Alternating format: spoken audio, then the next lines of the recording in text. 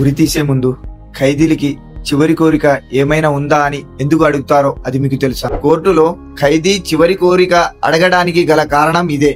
ఏదైనా చేయరాని నేరం చేసి జైలుకు వెళ్లిన ఖైదీలకి వారు చేసిన తప్పును బట్టి ఉరి శిక్షను విధిస్తారు. ఈ క్రమంలో కొంతమందికి వారు చేసిన నేరాన్ని బట్టి ఉరి శిక్షను విధిస్తుంటారు.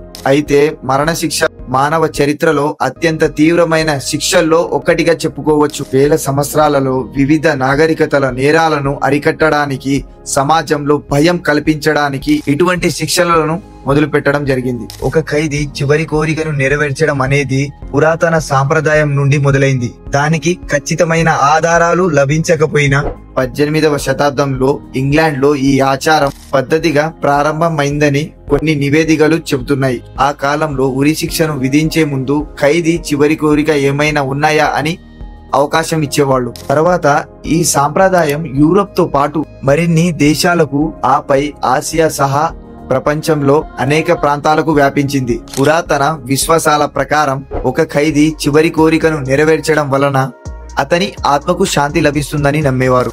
ఎందుకంటే ఒక మనిషి చివరి కోరిక నెరవేరకపోతే అతని ఆత్మ సంచరిస్తూ ఉంటుందని అప్పట్లో నమ్మేవాళ్ళు. అందువల్ల మతపరమైన విశ్వాసం, మానవీయ దృక్కోణం కలిసిపోయి ఈ ఆచారం ఒక సాంప్రదాయంగా మారింది. జైలు మాన్యువల్ లో దీని తప్పనిసరిగా నియమంగా ఎక్కడ నమోదు చేయలేదు. భారతదేశంతో పాటు అనేక దేశాల్లో ఇప్పటికీ ఈ సాంప్రదాయం ఇలానే కొనసాగుతుంది. ఎటువంటి కోరికలు సాధ్యం కావు. ఉరి శిక్ష విధించినప్పుడు కోరిన ప్రతి కోరిక నెరవేర్చడం సాధ్యం కాదు.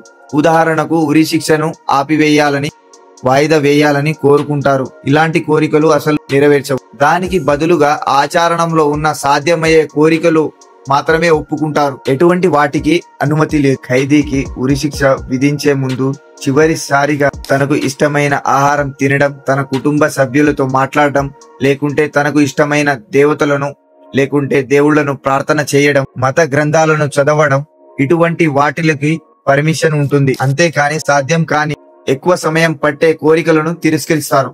సాధారణంగా ఒక ఖైదీ ఉరి శిక్ష అమలు సమయానికి కొన్ని ప్రత్యేక నియమాలు ఉంటాయి. ఉరి శిక్ష ఎప్పుడు తెల్లవారుజామున సూర్యోదయానికి ముందు అమలు చేస్తారు. ఎందుకంటే జైలు లోపల సాధారణ కార్యకలాపాలు అంతరాయం కలగకుండా మిగిలిన ఖైదీలకు దినచర్య డిస్టర్బ్ కాకుండా ఉండటానికి ఈ విధంగా ఉరి శిక్ష అనేది అమలు చేస్తుంటారు. ఇటువంటి ఇంట్రెస్టింగ్ టాపిక్ గురించి, మీకు ఏదైనా తెలియని టాపిక్ గురించి తెలుసుకోవాలనుకుంటే ఆ టాపిక్ గురించి కామెంట్ బాక్స్ లో కామెంట్ చేయండి. Please do watch and like and subscribe my channel.